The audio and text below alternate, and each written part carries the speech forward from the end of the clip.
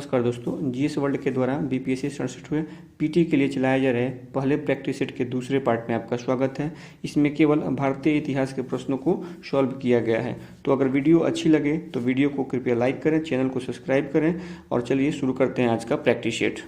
आज का 76 नंबर प्रश्न है, एल्बर्ट विधेयक जिसे श्वेत विद्रोह के नाम से भी जाना जाता है कब प्रस्तुत किया गया था। इस प्रश्न का सही आंसर हो जाएगा विकल्प डी, इसे 1883 में प्रस्तुत किया गया था। अगर इसको थोड़ा सा डिटेल में देखें तो लॉर्ड रिपन की कार्यपालिका परिषद के विधि सदस्य एल्बर्ट थे और इन्होंने 1883 में यह विधेयक प्रस्तुत किया था। इसका मुख्य उद्देश्य भारतीय मजिस्ट्रेटों की कुछ अयोग्यता का निवारण करना था, जिसके कारण कि वे यूरोपीय मुकदमे तय नहीं कर सकते थे। अंततः इसमें अंग्रेजों द्वारा इस बिल का विरोध किया गया और इसे अंततः वापस ले लिया गया था। तो इसलिए इसे श्वेत विद्रोह के नाम से भी जाना जाता है और यह 1883 में प्रस्तुत किया गया था। सो विकल्प डी जो है इस प्रश्न का सही आंसर है। अगला प्रश्न है, कांग्रेस के लोग पदों के भूखे हैं, यह कथन किसका है। इस प्रश्न का सही आंसर हो जाएगा विकल्प सी, यह कथन जो है बंकिम चंद्र चटर्जी के द्वारा कहा गया था। अगर विकल्प ए देखें तो विपिन चंद्र पाल के द्वारा भी कहा गया था कांग्रेस के बारे में, और यह क्या कहा गया था कि विपिन चंद्र पाल ने कहा था कांग्रेस को याचना संस्था का नाम दिया था। वहीं पर बाल गंगाधर तिलक ने कहा था कि अगर हम मेढक की तरह वर्ष में एक बार टर्राएंगे तो हमें कुछ नहीं मिलेगा। सो विकल्प सी जो है इस प्रश्न का सही आंसर है। अगला प्रश्न देखते हैं, निम्नलिखित में से कौन सही सुमेलित नहीं है। सुमेलित नहीं है ये देखना है। तो चलिए एक एक करके विकल्पों को पढ़ते हैं। बंग भाषा प्रकाशन जो है यह राजा राम मोहन राय, ये विकल्प जो है सही मिलान किया गया इसका। इंडियन लीग देवेंद्र नाथ टैगोर, ये गलत है। इंडियन लीग जो है ये देवेंद्र नाथ टैगोर के द्वारा नहीं बल्कि इसकी जो स्थापना है ये शिशिर कुमार घोष के द्वारा की गई थी। शिशिर कुमार घोष के द्वारा इसकी स्थापना की गई थी। और कब की गई थी तो ये 1875 में इसकी स्थापना की गई थी। बाकी इंडियन एसोसिएशन आनंद मोहन बोस एवं एसएन बनर्जी, ये सही है। और एक अगला है ईस्ट इंडिया एसोसिएशन दादा भाई नौरोजी के द्वारा इसकी स्थापना की गई थी, ये भी सही है। सो विकल्प बी जो था ये सही सुमेलित नहीं था और यही इस प्रश्न का सही आंसर है। तो आगे बढ़ते हैं, स्वदेशी आंदोलन के बारे में कौन सा कथन सही नहीं है। स्वदेशी आंदोलन के बारे में तो इस प्रश्न का जो सही आंसर है विकल्प ए है, खिलाफत आंदोलन के विरोध में स्वदेशी आंदोलन शुरू हुआ था, ये गलत है। खिलाफत आंदोलन के विरोध में ये स्वदेशी आंदोलन नहीं शुरू हुआ था, बल्कि बंगाल विभाजन के विरोध में जो है स्वदेशी आंदोलन शुरू किया गया था। तो विकल्प ए जो है इस प्रश्न का सही आंसर हो जाएगा। आगे बढ़ते हैं, ऐसे पहले आंदोलनकारी कौन थे जिन्हें पत्रकारिता के कारण सजा हुई थी। तो इस प्रश्न का जो सही आंसर है वो इस प्रश्न का सही आंसर हो जाएगा विकल्प बी, बाल गंगाधर तिलक को 1882 में पत्रकारिता के कारण सजा हुई थी। विकल्प बी जो है इस प्रश्न का सही आंसर है। अगला प्रश्न देखते हैं, निम्नलिखित में से कौन सुमेलित नहीं है। सो इस प्रश्न का जो सही आंसर है वो विकल्प सी है। विकल्प सी जो है सही सुमेलित नहीं है। मित्र मेला जो है ये चापेकर बंधुओं के द्वारा नहीं बल्कि सावरकर बंधुओं के द्वारा इसकी स्थापना हुई थी। और अगर चापेकर बंधुओं की बात करें तो 1896 में 1896 में व्यायाम मंडल की स्थापना जो है चापेकर बंधुओं के द्वारा की गई थी। तो मित्र मेला की स्थापना जो किसके द्वारा की गई थी, तो हम इसको करेक्ट करते हैं, सावरकर बंधुओं के द्वारा इसकी स्थापना की गई थी, सावरकर बंधुओं के द्वारा। ठीक है, तो विकल्प जो सी है इस प्रश्न का सही आंसर है। अगला प्रश्न देखते हैं, तिलक द्वारा स्थापित इंडियन होम रूल लीग के अध्यक्ष कौन थे। तिलक द्वारा स्थापित, इस प्रश्न का सही आंसर हो जाएगा विकल्प डी, जोसेफ बैप्टिस्टा जो है ये तिलक द्वारा स्थापित इंडियन होम रूल लीग के अध्यक्ष थे। अगला प्रश्न देखते हैं, गांधी जी के संदर्भ में कौन सा कथन सही नहीं है। सो 1909 में गांधी जी ने हिंद स्वराज नामक पुस्तक लिखी, ये कथन सही है। गांधी जी के राजनीतिक गुरु गोपाल कृष्ण गोखले थे, ये कथन भी सही है। दक्षिण अफ्रीका में गांधी जी ने इंडियन सोशलियोजिस्ट अखबार प्रकाशित किया था, ये कथन जो है ये गलत है और यही इस प्रश्न का सही आंसर है। गांधी जी ने दक्षिण अफ्रीका में इंडियन ओपिनियन अखबार का प्रकाशन किया था। तो विकल्प सी जो है इस प्रश्न का गलत है और यही इस प्रश्न का सही आंसर है। अगला प्रश्न देखते हैं, कांग्रेस का किसी गांव में आयोजित प्रथम अधिवेशन कौन सा था। तो इस प्रश्न का सही आंसर हो जाएगा विकल्प सी, फैजपुर जो अधिवेशन था यह कांग्रेस का किसी गांव में आयोजित प्रथम अधिवेशन था। और यह कब हुआ था, तो यह 1937 में हुआ था और इसकी अध्यक्षता जो है पंडित जवाहरलाल नेहरू ने की थी। अगला प्रश्न देखते हैं, टकसाल संबंधी सुझाव किस कमेटी का गठन किया गया था। टकसाल संबंधी सुझाव हेतु किस कमेटी का गठन किया गया था। तो इस प्रश्न का सही आंसर हो जाएगा विकल्प बी, हर्षेल समिति के द्वारा इस कमेटी का गठन किया गया था। और यह कब किया गया था, तो 1893 में, 1893 में। अगला प्रश्न देखते हैं, गुजराती भाषा में प्रथम समाचार पत्र था, किस भाषा में, गुजराती भाषा में। तो इस प्रश्न का सही आंसर हो जाएगा विकल्प सी, बॉम्बे समाचार पत्र जो था ये गुजराती भाषा का प्रथम समाचार पत्र था। अगर बाकी के विकल्पों को देखें तो रफ्त गुफ्तार जो था यह कब प्रकाशित हुआ था, 1851 में यह प्रकाशित हुआ था। और इसके संस्थापक या इसको किसने प्रसारित किया था, तो दादा भाई नौरोजी ने। अगर बॉम्बे टाइम्स की बात करें तो यह 1861 में प्रकाशित हुआ था। और इसके प्रकाशक या संपादक की बात करें तो टाइम्स ऑफ इंडिया, ये मतलब बॉम्बे टाइम्स जो है 1861 में टाइम्स ऑफ इंडिया बन गया था। ठीक है, इसका नामकरण हुआ था। और बॉम्बे हेराल्ड की बात करें तो बॉम्बे से यह प्रकाशित होने वाला प्रथम समाचार पत्र था। तो विकल्प सी जो है इस प्रश्न का सही आंसर है। अगला प्रश्न देखते हैं, इंडिपेंडेंस फॉर इंडिया लीग की स्थापना किसने की थी? इस प्रश्न का सही आंसर हो जाएगा विकल्प ई जो है इसका सही आंसर हो जाएगा एक से अधिक, क्योंकि इंडिपेंडेंस फॉर इंडिया लीग की स्थापना जो है पंडित जवाहरलाल नेहरू, रास बिहारी बोस और सुभाष चंद्र बोस के द्वारा माफ़ कीजिएगा जवाहरलाल नेहरू, सुभाष चंद्र बोस के द्वारा इसकी स्थापना जो है की गई थी। जवाहरलाल नेहरू और सुभाष चंद्र बोस के द्वारा इनकी स्थापना जो है की गई थी। और कब की गई थी? तो यह 1928 में की गई थी। अगर बात करें रास बिहारी बोस की, तो इंडिया इंडिपेंडेंस लीग की स्थापना जो है ये रास बिहारी बोस के द्वारा की गई थी। तो विकल्प ई इस प्रश्न का सही आंसर है। अगला प्रश्न देखते हैं, ब्रिटिश इंडिया सोसाइटी की स्थापना किसके द्वारा की गई थी? ब्रिटिश इंडिया सोसाइटी की स्थापना जो है ये, इस प्रश्न का सही आंसर हो जाएगा विकल्प सी, विलियम एडम्स के द्वारा ब्रिटिश इंडिया सोसाइटी की स्थापना की गई थी। जॉर्ज थॉमसन के द्वारा बंगाल ब्रिटिश इंडिया सोसाइटी की स्थापना की गई थी। दादा भाई नौरोजी के द्वारा 1865 में लंदन में नौरोजी के द्वारा लंदन इंडिया सोसाइटी की स्थापना की गई थी। वहीं पर राधाकांत देव के द्वारा ब्रिटिश इंडिया एसोसिएशन की स्थापना 1851 में की गई थी। अगला प्रश्न देखते हैं, 8वीं सदी से 10वीं सदी तक हुए त्रिपक्षीय संघर्ष में निम्न राजवंश शामिल थे। कौन कौन से राजवंश इसमें शामिल थे? तो इस प्रश्न का सही जो आंसर है विकल्प ई, एक से अधिक राजवंश इसमें शामिल थे। कौन कौन? तो जालौर के प्रतिहार इसमें शामिल थे, बंगाल के पाल शामिल थे तथा दक्षिण के राष्ट्रकूट इसमें शामिल थे। सो विकल्प जो ई है, एक से अधिक, इस प्रश्न का सही आंसर है। अगला प्रश्न देखते हैं, कश्मीर के राजवंश की जानकारी प्राप्त होती है कि कहाँ से प्राप्त होती है? तो राजतरंगिणी से प्राप्त होती है। विकल्प ए सही है। राजतरंगिणी के लेखक कौन है? तो कल्हड़। राजतरंगिणी के लेखक कल्हड़ हैं। और मृच्छकटिकम की बात करें तो मृच्छकटिकम की जो लेखक हैं ये शूद्रक जी हैं। मृच्छकटिकम शूद्रक का लिखा हुआ है।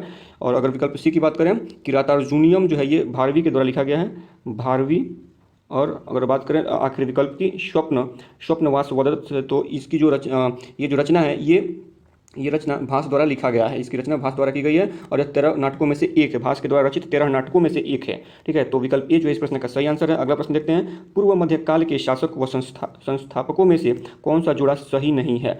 तो कौन संस्थापक और इनके द्वारा जो संस्थापित राजवंश है उसको यहाँ पर मैच किया गया है। तो देखते हैं कौन सही है कौन सा सही नहीं है। सो जो इसमें सही नहीं है उसको टिक करना है। पाल जो है वो गोपाल के द्वारा, पाल वंश गोपाल के द्वारा स्थापित किया गया था, सही है। कलचुरी कोकल के द्वारा, ये भी सही है। राष्ट्रकूट जो है संग्राम राजा, ये गलत है। राष्ट्रकूट जो है ये दंती दुर्ग के द्वारा स्थापित किया गया था और संग्राम राज के द्वारा जो है कश्मीर के लोहार वंश की स्थापना की गई थी। तो विकल्प सी जो है ये सुमेलित नहीं है। अगला प्रश्न देखते हैं, प्रथम तुर्क आक्रमण के समय पंजाब में शाही वंश का वह शासक जो शासन कर रहा था वो कौन था? तो वह जयपाल था। विकल्प बी जो है इस प्रश्न का सही आंसर है। अगर बात करें जयचंद की, तो जयचंद ने चंदावर के युद्ध में, जो कि 1194 में हुआ था, तो चंदावर के युद्ध में मोहम्मद गोरी ने जयचंद को हराया था। ठीक है, चंदावर के युद्ध में 1194 में मोहम्मद गोरी ने जयचंद को हराया था। और वहीं पर पृथ्वीराज चौहान की अगर बात करें तो तराइन के द्वितीय युद्ध में, जो कि 1192 में हुआ था, में मोहम्मद गोरी ने पृथ्वीराज चौहान को हराया था। तो विकल्प बी जो है इस प्रश्न का सही आंसर है। अगला प्रश्न देखते हैं, सल्तनत काल के वंश तथा उनके संस्थापकों की सही जोड़ी नहीं है। तो इस प्रश्न का जो सही आंसर है या विकल्प सी और डी जो है इसमें सही सुमेलित नहीं है। सी और डी, सैयद वंश तथा लोधी वंश। सैयद वंश जो है यह ख्रीज खां के द्वारा स्थापित है तथा लोधी वंश जो है यह बहलोल लोधी के द्वारा स्थापित है। अगर बात करें तैमूर लंग की, तो तैमूर लंग जो था यह ख्रीज खां का सेनापति था और सिकंदर लोधी जो था यह 1504 में इसने आगरा शहर की स्थापना की थी। तो विकल्प सी और डी जो है सही सुमेलित नहीं है, इसलिए इस प्रश्न का सही आंसर हो जाएगा विकल्प ई, एक से अधिक। अगला प्रश्न देखते हैं, इस्लामी वास्तुकला का रत्न कहा जाता है। इस्लामी वास्तुकला का रत्न कहा जाता है, किसे कहा जाता है? तो इस प्रश्न का सही आंसर हो जाएगा विकल्प ए जो है सही, इसका आंसर हो जाएगा अलाई दरवाज़ा को। सही है। इसका जो निर्माण है, अलाई दरवाज़ा का निर्माण अलाउद्दीन खिलजी के द्वारा कराया गया था, जबकि 2.5 दिन के झोंपड़े का निर्माण ऐबक कुतुबुद्दीन के द्वारा कराया गया था। और उसके बाद लाल किला तथा ताजमहल का जो निर्माण है यह शाहजहां के शासन काल में हुआ था। सो विकल्प ए जो है इस प्रश्न का सही आंसर है। अगला प्रश्न देखते हैं, इक्ता प्रथा की सर्वप्रथम शुरुआत किसने की थी?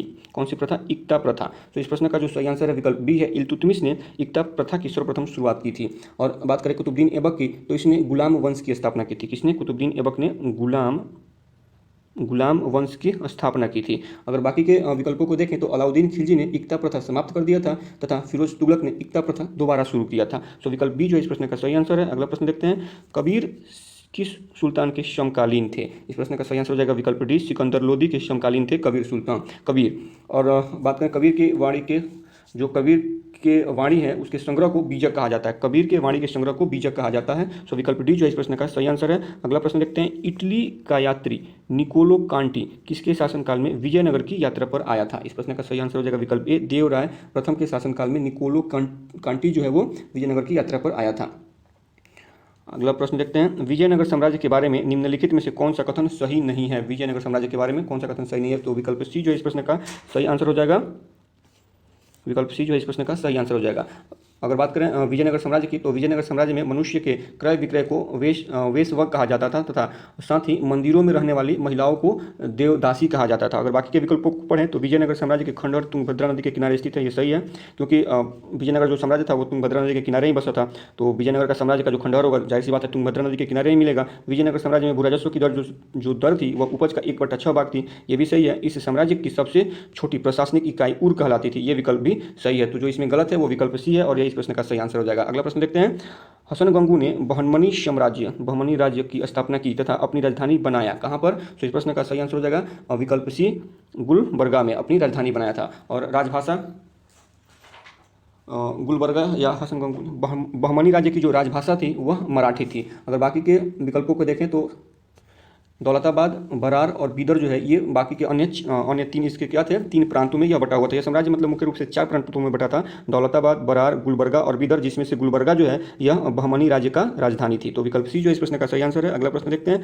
बाबर ने तुगलमा युद्ध नीति एवं तोप खाने का प्रयोग किस युद्ध में किया था? तो इस प्रश्न का जो सही आंसर है विकल्प ए है, पानीपत के प्रथम युद्ध में किया था। और पानीपत का प्रथम युद्ध कब हुआ था? तो यह आसान सा क्वेश्चन है। पानीपत का प्रथम युद्ध 1526 में हुआ था। अगर बात करें किसके किसके बीच में हुआ था, तो बाबर और यह जो युद्ध है बाबर और इब्राहिम लोदी के बीच में हुआ था, जिसमें इब्राहिम लोदी की हार हुई थी तथा बाबर का जीत हुआ था। उसके बाद खानवा का युद्ध होता है 1526 के बाद 1527 में खानवा का युद्ध होता है। और किसके किसके बीच में खानवा का युद्ध हुआ? तो यह राणा संगा और बाबर के बीच में खानवा का युद्ध होता है, जिसमें राणा संगा हार जाता है, बाबर विजयी होता है। उसके बाद विकल्प सी है। अगर चंदेरी का युद्ध देखें तो चंदेरी का युद्ध जो है ये 1528 में होता है। और 1528 में मेदिनी राय तथा बाबर के बीच में युद्ध होता है, जिसमें मेदिनी राय की हार होती है तथा बाबर की विजय होती है। इसके बाद 1529 में जो है ये घाघरा का युद्ध होता है और इसमें अफगानों से बाबर की लड़ाई होती है, जिसमें बाबर का जिसमें कि विजय होता है। तो विकल्प सी जो है विकल्प ए, पानीपत के प्रथम युद्ध में, ये इस प्रश्न का सही आंसर है। अगला प्रश्न देखते हैं। बाबरनामा की रचना तुर्की में किसने की? इस प्रश्न का सही आंसर हो जाएगा विकल्प बी, बाबरनामा की रचना। तो विकल्प बी जो है इस प्रश्न का सही आंसर हो जाएगा। बाबरनामा की रचना तुर्की में बाबर ने की थी। अगर बाकी की विकल्पों को देखें तो गुलबदन बेगम ने हुमायूंनामा की रचना की थी। अब्दुल रहीम खान खाना ने बाबरनामा का फारसी में अनुवाद किया था, तथा अब्दुल फजल ने अकबरनामा की रचना की थी। अबुल फजल ने अकबरनामा की रचना की थी। अब्दुल रहीम खान खाना ने बाबरनामा का फारसी में अनुवाद किया था। बाबर ने बाबरनामा की रचना जो है तुर्की में की थी और गुलबदन बेगम ने हुमायूंनामा की रचना की थी। सो विकल्प बी जो इस प्रश्न का सही आंसर है। अगला प्रश्न देखते हैं। हिंदी साहित्य का स्वर्ण काल कहा जाता है, किसके शासनकाल को कहा जाता है? तो इस प्रश्न का सही आंसर हो जाएगा विकल्प डी, अकबर के काल को हिंदी साहित्य का स्वर्ण काल कहा जाता है। जहांगीर के काल को क्या कहा जाता है? तो चित्रकला का स्वर्ण काल कहा जाता है। वहीं पर शाहजहां के काल को स्थापत्य कला का स्वर्ण काल कहा जाता है। सो विकल्प डी जो है इस प्रश्न का सही आंसर है। अगला प्रश्न देखते हैं। निम्नलिखित में से हुमायूं द्वारा लड़ा गया युद्ध कौन सा या कौन से हैं? सो इस प्रश्न का जो सही आंसर है विकल्प ई है, 1 से अधिक, क्योंकि हुमायूं के द्वारा चौसा तथा बिलग्राम का युद्ध लड़ा गया था। चौसा तथा बिलग्राम का, विकल्प ए और सी इस प्रश्न का सही आंसर है। चौसा का युद्ध अगर देखें तो यह कब हुआ था? ये 1539 में चौसा का युद्ध हुआ था और ये शेर खां तथा हुमायूं के बीच में लड़ा गया था। वहीं पर बिलग्राम का जो युद्ध है यह 1540 में हुआ था। सो विकल्प ई, 1 से अधिक, इस प्रश्न का सही आंसर है। अगला प्रश्न देखते हैं। जहांगीर के शासनकाल में आने वाले यूरोपीय यात्री थे। जहांगीर के शासनकाल में आने वाले यूरोपीय यात्री थे, इस प्रश्न का सही आंसर हो जाएगा विकल्प ई, उपयुक्त में से 1 से अधिक, क्योंकि captain Hawkins, sir Thomas Roe, William Finch और एडवर्ड टेरी ये सभी जो हैं जहांगीर के शासनकाल में आए थे। सो विकल्प ई जो है इस प्रश्न का सही आंसर है। कैप्टन हॉकिंस जो है ये प्रथम अंग्रेज अधिकारी था जो कि 1609 में आया था। वहीं पर सर टॉमस जो है 1615 में जहांगीर से व्यापारिक छूट पाने में सफल रहा था। सो विकल्प ई जो है 1 से अधिक, इस प्रश्न का सही आंसर है। अगला प्रश्न देखते हैं। औरंगजेब ने इस्लाम स्वीकार नहीं करने के कारण सिखों के किस गुरु की हत्या करवा दी थी? तो इस प्रश्न का सही आंसर है विकल्प बी, 9वें गुरु तेग बहादुर की हत्या करवा दी थी। अगला प्रश्न देखते हैं। मयूर सिंहासन का निर्माण किसने कराया था? तो इस प्रश्न का सही आंसर है विकल्प सी, मयूर सिंहासन का निर्माण जो है शाहजहां ने करवाया था। अगला प्रश्न देखते हैं। अकबर ने दीवान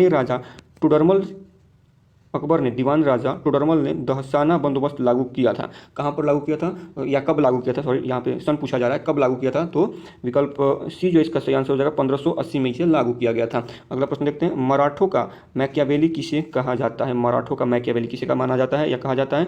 सो विकल्प बी जो है इस प्रश्न का सही आंसर हो जाएगा नाना फडणवीस को मराठों का मैकियावेली कहा जाता है। अगला प्रश्न देखते हैं। 1884 में मद्रास महाजन सभा की स्थापना किसके द्वारा या किनके द्वारा की गई थी? तो इस प्रश्न का सही आंसर हो जाएगा विकल्प ई, एक से अधिक, क्योंकि जो महाजन सभा थी इसकी स्थापना राघवाचार्य तथा पी आनंद चार्लू के द्वारा इसकी स्थापना की गई थी। सो विकल्प ई उपयुक्त में से एक से अधिक इस प्रश्न का सही आंसर हो जाएगा। अगले प्रश्न की तरफ बढ़ते हैं। अगला प्रश्न है, भारतीय समाचार पत्रों की का मुक्तिदाता कहा जाता है, किसे कहा जाता है? तो इस प्रश्न का सही आंसर है विकल्प डी, चार्ल्स मेटकाफ को भारतीय समाचार पत्रों का मुक्तिदाता कहा जाता है। अगर थोड़ा सा इसे डिटेल में पढ़े तो 1835 में चार्ल्स मेटकाफ के द्वारा 1823 का जो लाइसेंस एक्ट आया था, 1823 का लाइसेंस एक्ट लाकर लाइसेंस लगाया गया था प्रिंटिंग के लिए, तो 1835 में चार्ल्स मेटकाफ के द्वारा 1823 का लाइसेंस नियम खत्म कर दिया गया था, जिसके कारण इन्हें भारतीय समाचार पत्रों का मुक्तिदाता के नाम से जाना जाता है। विकल्प डी जो है इस प्रश्न का सही आंसर है। आगे अगला प्रश्न देखते हैं, भारत में स्वशासन का जनक किसे कहा जाता है? तो इस प्रश्न का सही आंसर हो जाएगा विकल्प बी, लॉर्ड रिपन को भारत में स्वशासन का जनक कहा जाता है। वहीं पर लॉर्ड रिपन जो है स्थानीय स्वशासन का जनक इन्हें माना जाता है। तो विकल्प बी जो है इस प्रश्न का सही आंसर है। अगला प्रश्न देखते हैं, किस भारतीय शासन अधिनियम को सुभाष चंद्र बोस ने भारतीयों के लिए बेड़ियों का जाल कहा है? बेड़ियों का जाल। तो इस प्रश्न का जो सही आंसर है विकल्प बी है, 1919 के अधिनियम को, और इसे मॉन्टेग्यू चेम्सफोर्ड सुधार के नाम से भी जाना जाता है। सो विकल्प बी इस प्रश्न का सही आंसर है। अगला प्रश्न देखते हैं, किस एक्ट के द्वारा भारत पर द्वैध शासन लागू किया गया है? इस प्रश्न का सही आंसर हो जाएगा विकल्प बी, 1784 के पिट्स इंडिया एक्ट के द्वारा भारत पर द्वैध शासन लागू किया गया था। विकल्प बी जो इस प्रश्न का सही आंसर है। अगला प्रश्न देखते हैं, किस अधिनियम के द्वारा ईस्ट इंडिया कंपनी के व्यापारिक एकाधिकार को भारत से पूर्ण समाप्त कर दिया गया था? तो इस प्रश्न का सही आंसर हो जाएगा विकल्प सी, 1833 के अधिनियम के द्वारा। और अगर बाकी के विकल्पों को देखें तो 1793 का जो अधिनियम था इसके द्वारा 20 वर्षों के लिए कंपनी के व्यापार को 20 वर्षों के लिए बढ़ाया गया था। 1813 के अधिनियम द्वारा सिर्फ एक अधिकार रखा गया था, किसका? तो चाय और चीनी का एक अधिकार रखा गया था, बाकी के जो भी एक अधिकार थे उसे समाप्त कर दिया गया था। और 1833 में ईस्ट इंडिया कंपनी के द्वारा व्यापारिक अधिकार भारत से पूर्णतः समाप्त कर दिया गया था। सो विकल्प सी जो है इस प्रश्न का सही आंसर है। अगला प्रश्न देखते हैं, निम्नलिखित में से कौन सही सुमेलित है? चलिए एक एक करके चेक करते हैं। चंपारण सत्याग्रह या गांधी जी के द्वारा प्रथम सविनय अवज्ञा आंदोलन इसको माना जा सकता है, जो कि 1917 में किया गया था, ये भी सही है। अहमदाबाद मिल प्रथम भूख हड़ताल था गांधी जी का, और ये हुआ था 1918 में, ये बिल्कुल सही है। खेड़ा सत्याग्रह 1918 प्रथम असहयोग आंदोलन था, ये सही है। और रॉलेट सत्याग्रह जो 1919 में हुआ था, प्रथम जन आंदोलन था। तो ये सभी के सभी विकल्प यहाँ पे सही सुमेलित हैं, इसलिए इस प्रश्न का सही आंसर हो जाएगा विकल्प ई, एक से अधिक इसका सही आंसर होगा।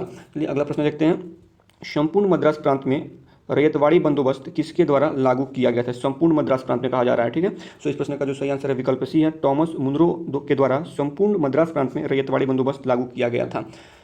अगर बात करें कर्नल रीड द्वारा, तो सर्वप्रथम रैयतवाड़ी जो थी, रैयतवाड़ी बंदोबस्त जो था वो सर्वप्रथम मद्रास के 12 महल में लागू किया गया था। किनके द्वारा? तो कर्नल रीड के द्वारा। लेकिन संपूर्ण मद्रास में टॉमस मुनरो के द्वारा रैयतवाड़ी जो है वो लागू किया गया था, और एरिफेस्टन के द्वारा बॉम्बे में रैयतवाड़ी बंदोबस्त लागू किया गया था। सो अगला इस प्रश्न का जो सही आंसर है वो विकल्प सी है। अगला प्रश्न देखते हैं, भारत छोड़ो आंदोलन 1942 के दौरान सबसे कम समय के लिए समानांतर सरकार का गठन कहाँ हुआ था? तो इस प्रश्न का जो सही आंसर है विकल्प ए है, बलिया में सबसे कम समय के लिए हुआ था। और ये किसके नेतृत्व में हुआ था? तो चीतू पांडे के नेतृत्व में हुआ था। इनका नाम था चीतू पांडे के नेतृत्व में बलिया में सबसे कम समानांतर सरकार का गठन हुआ था। वहीं पर अगर सबसे ज़्यादा की बात करें तो बारिसाल, विकल्प डी जो है बारिसाल नहीं, सतारा जो है, विकल्प सी जो है सतारा, या जो कि महाराष्ट्र में पड़ता है, तो सतारा में नाना पाटिल के नेतृत्व में सबसे लंबे समय तक चलने वाला समानांतर सरकार का गठन हुआ था सतारा में। और किसके नेतृत्व में ये हुआ था? तो नाना पाटिल के नेतृत्व में हुआ था। विकल्प ए जो है इस प्रश्न का सही आंसर है।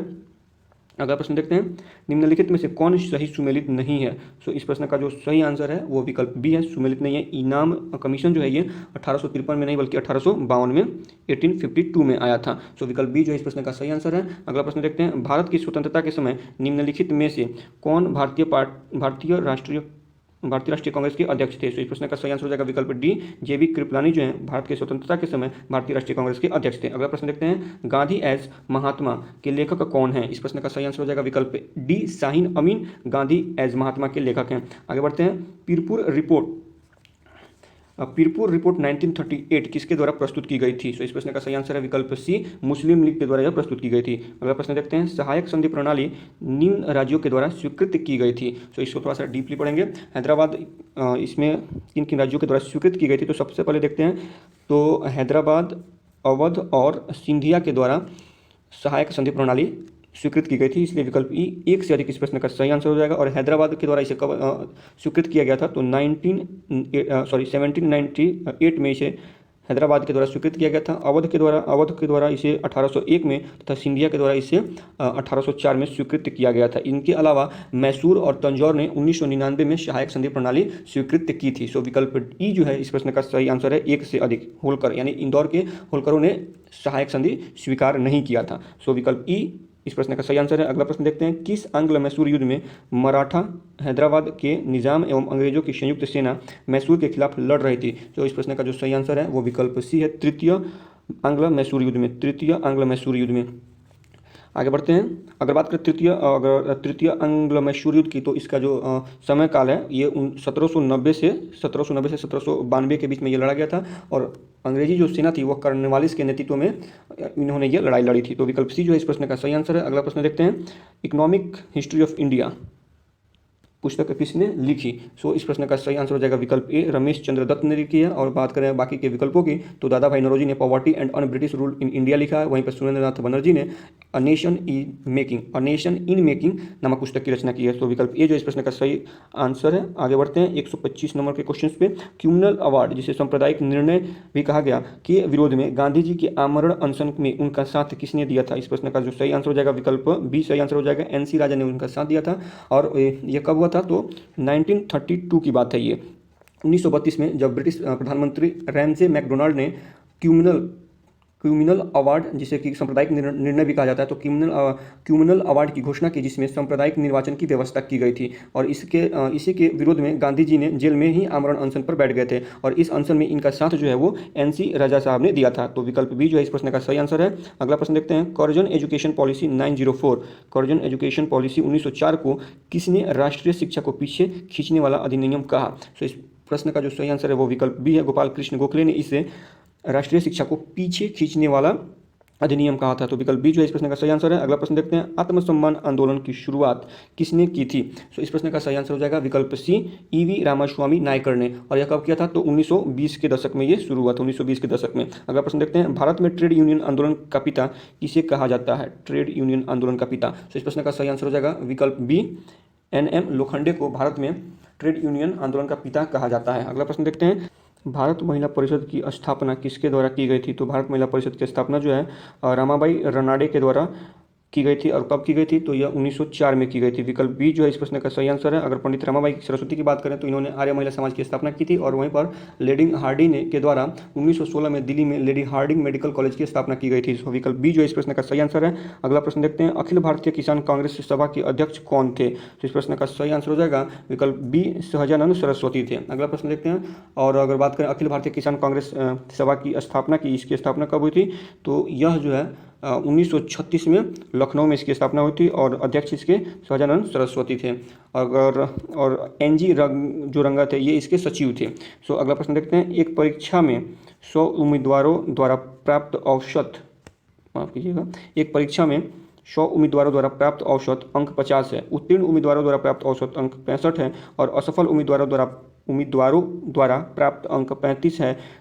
परीक्षाओं में सफल उम्मीदवारों की संख्या क्या है? इस प्रश्न का सही आंसर हो जाएगा विकल्प बी, 50 है। अगला प्रश्न देखते हैं, 700 रुपये में से कुछ राशि 6% वार्षिक ब्याज की दर से और शेष राशि 4% वार्षिक ब्याज की दर से उधार दी गई है। दोनों हिस्सों का 5 वर्ष का कुल साधारण ब्याज 1600 रुपये है। 6 वर्ष वार्षिक ब्याज की दर से उधार दी गई राशि है। इस प्रश्न का जो सही आंसर है विकल्प ए, 2000 रुपये। अगला प्रश्न देखते हैं,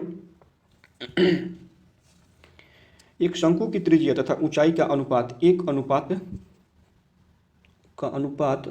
नहीं है, सिंपल है ये। एक शंकु की त्रिज्या तथा ऊंचाई का अनुपात 4:3 है। तदनुसार उसके वक्राकार सतह के क्षेत्रफल तथा कुल सतह के क्षेत्रफल का अनुपात कितना होगा? तो इस प्रश्न का जो सही आंसर है वह विकल्प सी है, 5:9 होगा।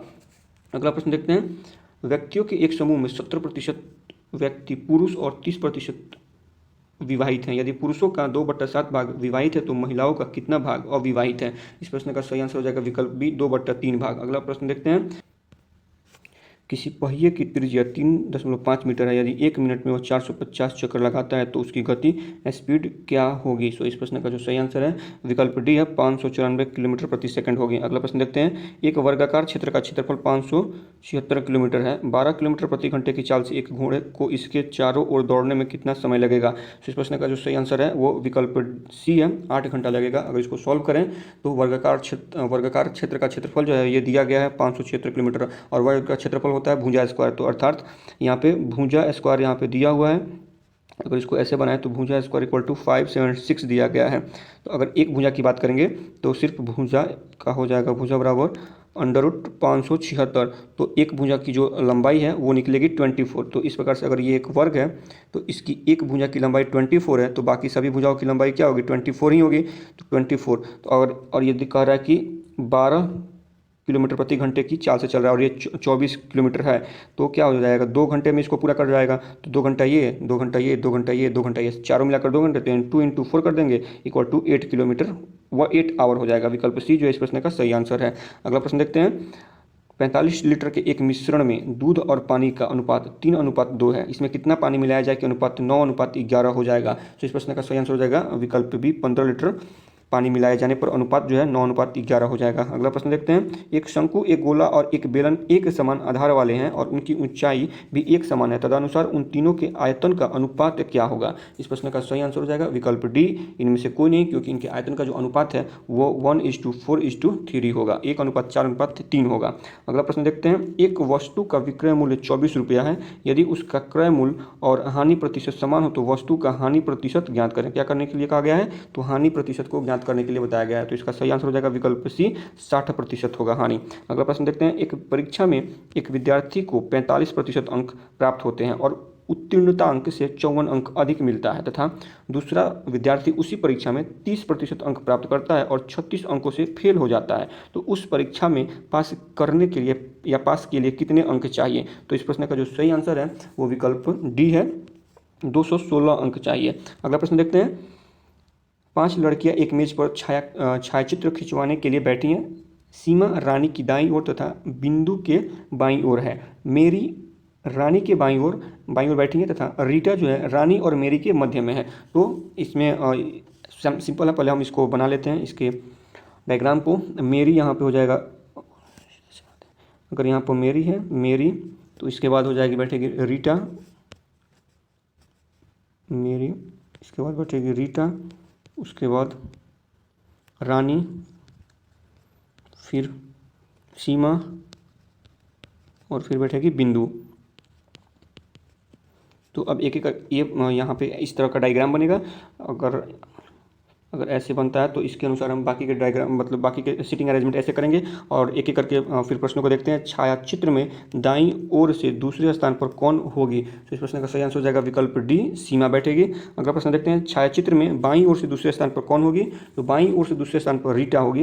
अगला प्रश्न देखते हैं, एक कक्षा में शैलेश ऊपर से 7वां है और अनुपम नीचे से 18वां। यदि सुरेश जो अनुपम से 2 श्रेणी ऊपर है तथा शैलेश 15 श्रेणी नीचे है तो कक्षा में कुल कितने छात्र हैं। तो इस प्रश्न का जो सही आंसर है वो विकल्प डी है, टोटल कक्षा में 42 छात्र हैं। अगला प्रश्न देखते हैं, 5 लोग आपकी ओर मुंह करके एक पंक्ति में बैठे हैं।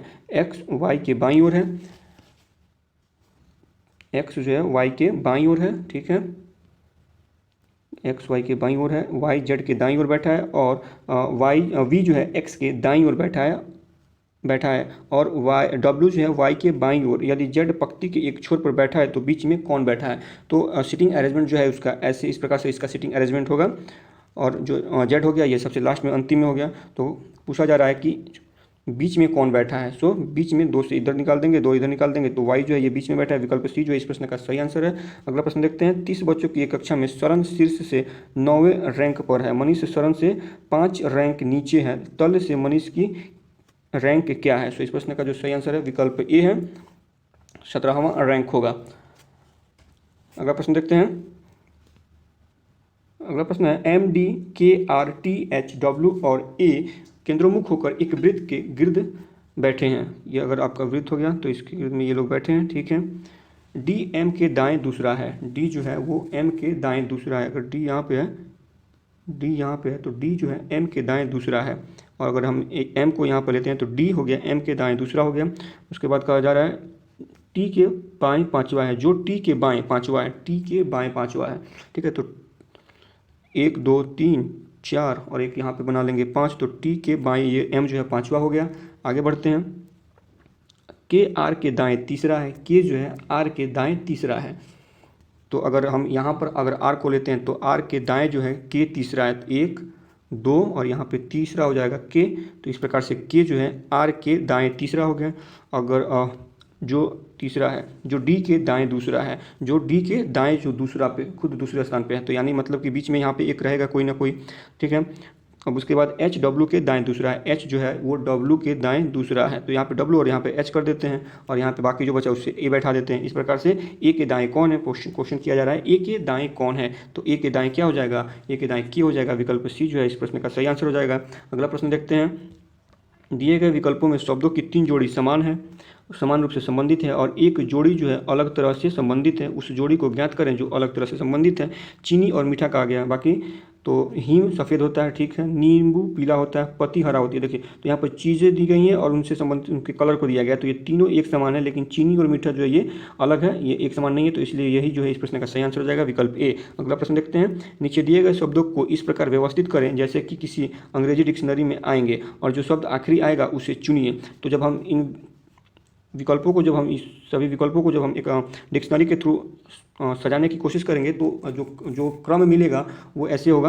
अब ये जो फोकस जो है ये 1 नंबर पे जाएगा, फ्रैक्स जो है 1 नंबर पे रहेगा, ठीक है। उसके बाद फोर्थ जो है ये दूसरे नंबर पे आ जाएगा, फोर्थ दूसरे नंबर पे। उसके बाद तीसरे नंबर पे जो आएगा फ्रांस जो है ये तीसरे नंबर पे आएगा।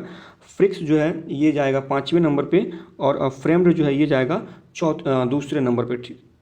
एक बार इसको फिर से एक बार देखते हैं। फ्रैक्स जो है पहला जो है ये तो फर्स्ट नंबर पे आएगा, ठीक है।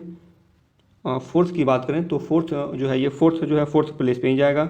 फ्रांस जो है ये 3rd प्लेस पे आएगा और फ्रिक्स जो है ये 5th प्लेस पे आएगा और फ्रेम्ड जो है ये 2nd प्लेस पे आएगा। तो सबसे लास्ट में आएगा वही इस प्रश्न का सही आंसर है। और सबसे लास्ट में क्या आ रहा है, तो फ्रिक्स 4th नंबर जो है सबसे लास्ट में आ रहा है, तो 4th में क्या है, फ्रिक्स है। इसमें देखते हैं फ्रिक्स कहाँ पे है, विकल्प बी में फ्रिक्स दिया गया है, तो यह इस प्रश्न का जो है सही आंसर हो जाएगा।